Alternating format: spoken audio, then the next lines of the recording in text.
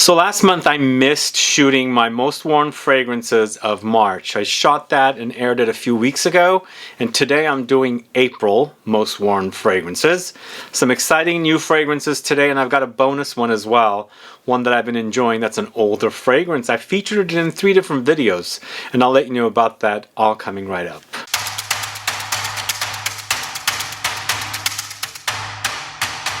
Thanks so much for tuning in. This is Sebastian. Yesterday talking about my most worn fragrances, April 2022. Awesome new releases here, stuff that I really love. Great fragrances. Some are summer appropriate, some are more winter appropriate, but still I love these fragrances, the way they smell.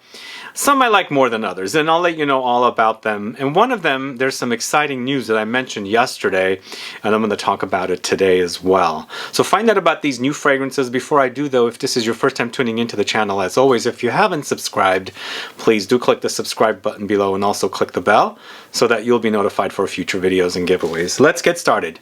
So this is a fragrance from the house of Thomas de Monaco, Raw Gold. This is a fragrance that I discovered about a month and a half, 2 months ago. I think it was 2 months ago. I think it was in March.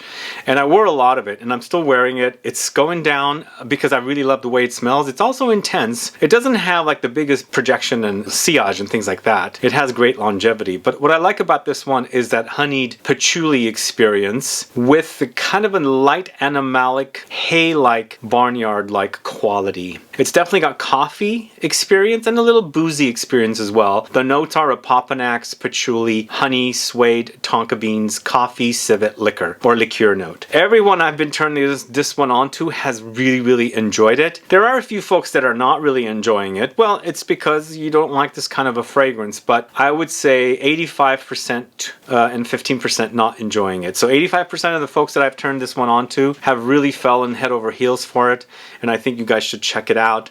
As I had mentioned in my initial review of this one, as soon as I reviewed it, I went and bought another bottle from Lucky Scent. It is limited edition. So it's Thomas de Monaco Raw Gold, first fragrance I'm talking about. The second fragrance I'm going to talk to you about is from the house of PARLE de Parfum. It's Wake Up World. Absolutely in love with this one too. This is a fragrance created by Michel Almerac, who has created all the fragrances for this house. In fact, it's run by his son. He's a perfumer, a very well-known master perfumer who created fragrances like Fahrenheit for Dior, and then of course he created Minotaur by Paloma Picasso.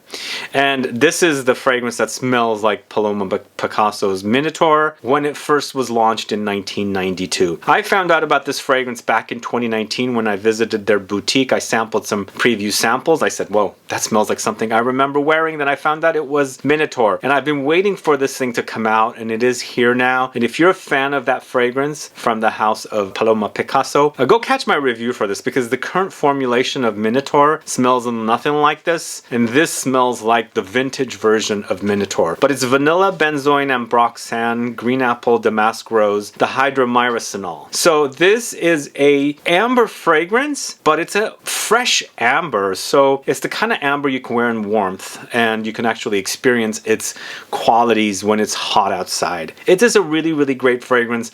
It's kind of nostalgic for me because I wore Minotaur and I was obsessed with that bottle. Frosty bottle, great smell, ambery, fresh, fruity, vanillic fragrance, and it is definitely here. So it's PARLE de Parfums, Wake Up World, awesome fragrance.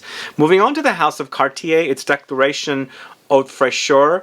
So Declaration is a male targeted release, but Haute Fraîcheur I believe is a unisex fragrance. At least it smells very unisex, and you know, there's no gender behind fragrances. If you like a fragrance and you're a woman, it's targeted to men, wear it, vice versa. This one to me, it's a great citrusy fragrance. It's very green and spicy and also woody. It features Petitgrain, Cardamom, Cedar. Petitgrain is that bitter green leafy note of the bitter orange tree, and it's very citrusy and earthy, and of course bitter and green as well. Cardamom is the signature note in this particular fragrance, or the original Declaration. You've got that here. It's pungent, aromatic, spicy qualities, and of course it's got the cedar as well. I think it's a great flanker. It's definitely kind of really distant from the original Cartier Declaration, because for me it's more about the Petitgrain, but in the DNA, in the dry down, you get to experience a little bit of the original Declaration qualities. So it's Cartier Declaration Haute Fraîcheur number 3. It's not a rank list. This is just the stuff that I've been wearing a lot of in April. All right, moving on to the House of MIZENSIR. It's VERT Empire, another Petitgrain focused fragrance.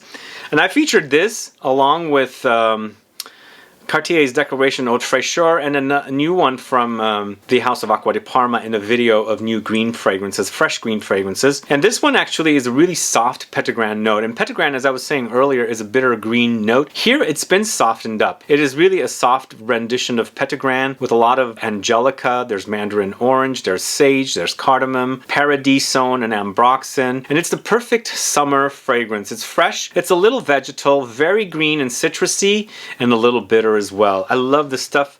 It's VERT Empire from the House of MIZENSIR, and I can't forget to say this, it's created by Alberto Morillas.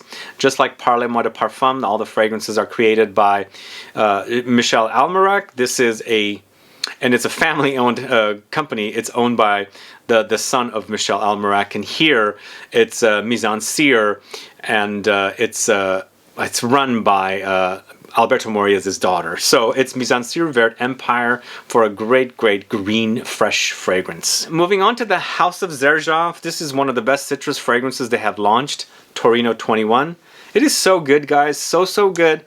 When I did my video last year with Sergio Momo, a Zoom video when they were in the south of France, I shot a Zoom video with his announcements of new fragrances and things like that. They announced this one, and when they finally launched it, I was surprised at how great it is. To me, it's very minty and also herbal and also very aromatic, of course, and very, very citrusy. It's got loads of mint, and it's a nice contrast to the verbena, the musk, the lemon. There's basil, blackcurrant, lavender, thyme, and jasmine. If you've ever had, this is something I used to do, boiling lemons with herbs. You know, you add the mint, you add some basil and verbena and things like that and drink it. That's the kind of experience this is. It's kind of very cozy with all its aromatics and citruses, and it goes down really nicely. It's very fresh, invigorating, and sparkling and aromatic, and you know, there's spice to it here as well. You know, there's definitely some spice to it. The herbs in here definitely have a spicy aromatic edge to them, but it is a gorgeous, gorgeous creation. Such a great release from the House of XERJOFF.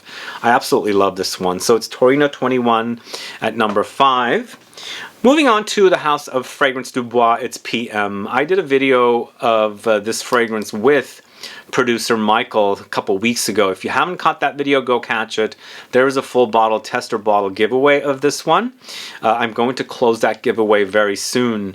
If you haven't caught that, you should definitely go catch it, because it's producer Michael talking about this fragrance and his obsession with fragrances and things like that. But this is a leather fragrance. It's definitely musky. It's animalic. It's floral. Lots of leather. It's tuberose. I get jasmine here as well, but along with the tuberose and the leather, it's juniper, labdanum, cardamom, patchouli, orris, amber, benzoin, and woods. So it's ambery, it's definitely woody, and it's musky. There's definitely animalic qualities here. You definitely experience it. If you don't like the animalics, this one might be too much for you, but it's an addicting kind of fragrance, because once you get used to that animalic leathery touch here, you're going to enjoy it. And I know a lot of you don't like animalic fragrances, and some of you do. The ones that do like animalic fragrances should check this one out. If you are really, really sensitive to it, skip it. I totally think you should skip it, because I've heard some negative things about this particular fragrance, and I get those negative things, and I see, okay, who commented about them? They say, oh, this one smells bad, kind of a thing. And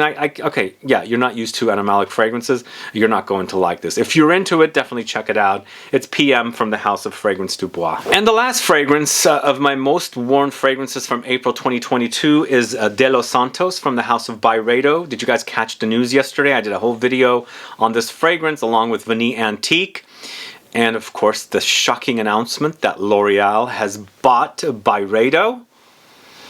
Yes, L'Oreal has owned or is owning or owns this brand now.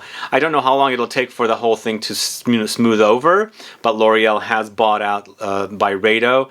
And as I said, I shot that video, I had uploaded it for my editor, and then I went to the internet and I saw that news and I'm like, damn, another brand gets taken over by L'Oreal. But this is definitely a mutual agreement, most likely, because Byredo must have been in the market to sell. And as I was saying yesterday, they were owned by Manzanita Group, who also owns Diptyque, and they own Malin and Getz and a few other brands. But I enjoy this particular fragrance for its soft woodiness, and it reminds me of autumn. Like in Northern California in the Indian summer, September, October, everything gets really, really dry. And I was mentioning that you're walking through these kind of parks and dried shrubs and things like that with trees that are also dry. And along the way, you kind of come to a little bit of a patch of like herbs growing. So it's the smell of these dried shrubs and leaves and the earth with this like very, very pungent aromatic that's like really, really bursting with essence and smell. That's what I get with this one. So it really does remind me of the autumn smell. It's lots of sage, orris root, musk, mirabelle, ambroxan, olibanum, cistus incanus. It's woody and it's a little ambery as well. And there is that mirabelle note in here, lightly, very, very lightly fruity. And it's also, as I was mentioning in the video yesterday, there is a little bit of a mintiness here. So it's definitely prominent. And I think it's the sage, maybe sage and mirabelle together creates for like a little mintiness. But it's aromatic, it's herbal. Definitely check it out. It's a perfect fragrance, I think, for smelling like autumn. And I think with this one, you can also wear it in the heat. It's not going to overwhelm whatsoever. So it's De Los Santos from the house of Byredo. And that's the last fragrance for you guys. I'll be reporting more on this whole L'Oreal acquisition very, very soon about Byredo. I'm still shocked a day after, and I'm not sure why that happened, but I guess it was meant to be.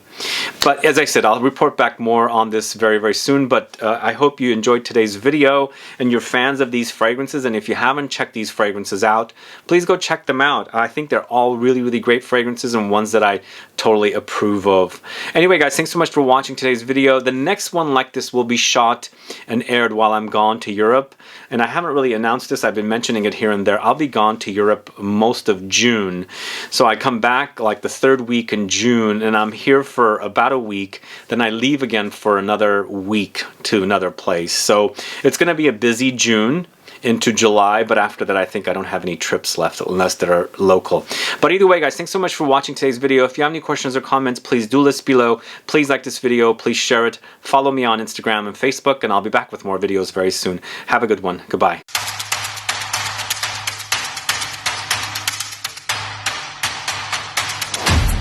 What I meant to say was I will be doing videos to shooting and airing while I'm gone to Europe. So it's not going to be completely silent here. I don't think I'll be doing as many videos, but I'll have a bunch prepped before I leave, and I hope to shoot a few videos while I'm gone as well to air of stuff that I discover brand new. Okay, this is the bonus fragrance I'm going to talk to you about. I featured this in 3 different videos, all covering tropical fragrances. It was beachy fragrances, tropical floral fragrances, and coconut fragrances. It's Mancera Holidays. It is a really, really yummy fragrance and very, very cozy as well. And Mancera does really intense fragrances, and this one doesn't disappoint. It's very coconutty. It's very floral. It's got the tiar flower and it's got the coconut, but it also has ylang ylang. It's got vanilla. There are sea marine notes and a little creamy sandalwood and musk thrown in. It does smell like the sea, but it also smells a lot like the beach with, you know, like suntan lotion, but it's got lots of tropical flowers. It's a warm, humid kind of a wear, but you experience that sea breeze thrown in, and it does not disappoint whatsoever. It's really, really delicious, and I highly recommend this one as well. That's why I featured it in 3 different videos. So Mancera Holidays is the bonus fragrance for you guys today. Thank you so much for tuning in. Have a good one. Goodbye.